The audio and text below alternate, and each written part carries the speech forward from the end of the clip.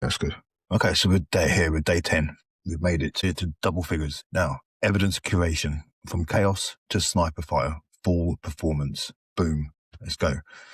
Right, let's get straight into it. Because day 10 is where most of you are destroying your own cases without even realizing it. You think the court cares about your screenshots. You think Kafkas is going to scroll through your WhatsApp history. You think judges are going to sit there and read pages and pages of your explanations, your evidence, your proof. Let's be brutally honest. They don't. They don't care. They don't want your mountain of chaos. They don't want your 400 screenshots. They don't want your emotional essays disguised as evidence. The system does not reward volume. It rewards pattern. It rewards predictability. It rewards behavioral stability. And the moment you dump everything you have in a panic, the moment you hit that submit, the bundle the size of War and Peace, you lose credibility. Not because your evidence is wrong, but because your presentation screams, I'm overwhelmed, I am emotional, I cannot filter, I cannot prioritize. You think you're helping the court see the truth. You've actually given them the reason to categorize you as a risk. The court doesn't want evidence. It wants evidence that tells a story that can defend. The court wants evidence that is clean, simple, pattern-based, child-focused, institutionally safe to reference, not a diary, a therapy transcript, not your emotional timeline of trauma. Your job is not to prove the truth. Your job is to curate the truth so clearly that the system can't avoid seeing the pattern. And here's the part nobody has ever said to your face.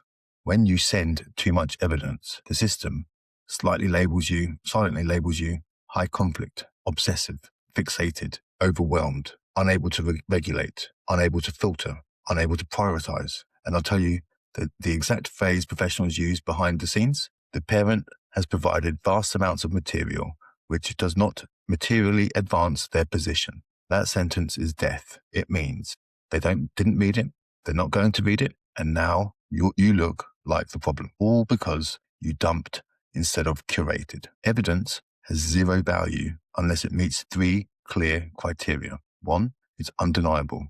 No interpretation, no explanation, no emotional framing, just behavior on a date. Two, child-focused. If it doesn't directly link to the child's welfare, routines or stability, it's irrelevant. Three, pattern confirming. One-off episodes a week. Patterns are lethal. Professionals don't care that something, they care that it's kept happening. There are only 5 categories of evidence that win cases. Everything else is noise and should be deleted. Category 1, routine disruption. Missed handovers, late collections, no-shows, unreliable patterns. Category 2, communication patterns, not the words, the tone, the silence, the escalation. Category 3, decision-making impact, medical decisions, school attendance, daily functioning, developmental stability. Category 4, professional footprints, what the other agencies recorded, not what you interpreted. Category 5, child-focused stability, your consistency, your reliability, your routines, your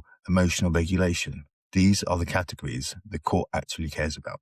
Nothing else matters. The most catastrophic mistake parents make, trying to prove the other parent is bad. The moment you fixate on the ex, you look retaliatory, you look emotionally driven, you look obsessed, you look blame orientated, you look unsafe, and professionals love using this phrase. Both parents are contributing to conflict. That's how you get equalized to the toxic parent you are trying to expose. Day 10 teaches you the opposite. You don't prove they're bad. You prove you are structured, stable, predictable, and low risk. Your evidence becomes a mirror.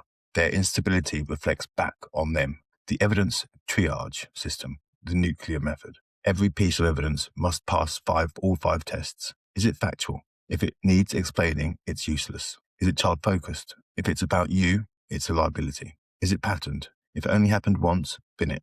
If it doesn't connect to a request or step, delete it. Is it emotionally neutral? If the tone is angry, panicked, or bitter, it will be used against you. If a piece of evidence fails any of these tests, it goes in the bin.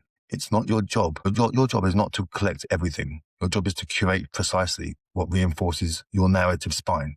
You're not proving chaos. You're proving consistency. You're not proving injustice. You're proving a pattern. You're not proving your pain, you're proving your predictability.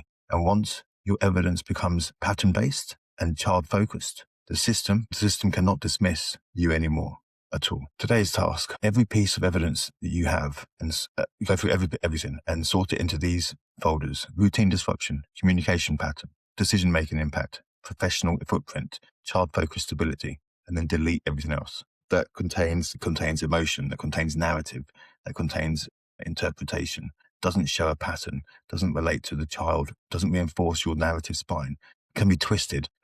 You're not decluttering, you're creating a weapon. Now, this is the turning point. Day 10 is where you stop drowning in evidence and start controlling it.